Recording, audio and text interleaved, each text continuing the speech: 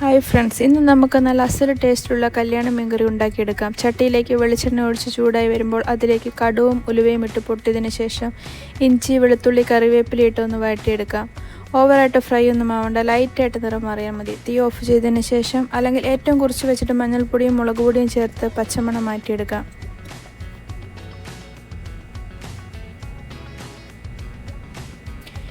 ഇതിലേക്ക് കുടംപുളിയും ഇത് സോക്ക് ചെയ്യാൻ ഉപയോഗിച്ച വെള്ളവും ആവശ്യത്തിന് ഉപ്പും തിളച്ച വെള്ളവും ഒഴിച്ചു കൊടുക്കാം. ഇനി ഇതൊന്ന് തിളച്ച് വരുമ്പോൾ വൃത്തിയാക്കി വെച്ചിരിക്കുന്ന നമ്മുടെ മീൻ കഷ്ണങ്ങൾ കൂടെ ചേർത്ത് അടച്ചു വെച്ച് ഒരു 20 മിനിറ്റ് കുക്ക് ചെയ്യുക.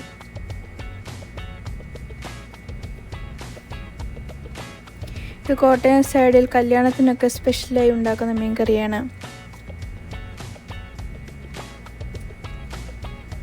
അവസാനമായി വെളിച്ചെണ്ണയും കറിവേപ്പിലയും ഉലുവാപ്പൊടിയും ചേർത്താൽ നമ്മുടെ മീൻകറി റെഡി.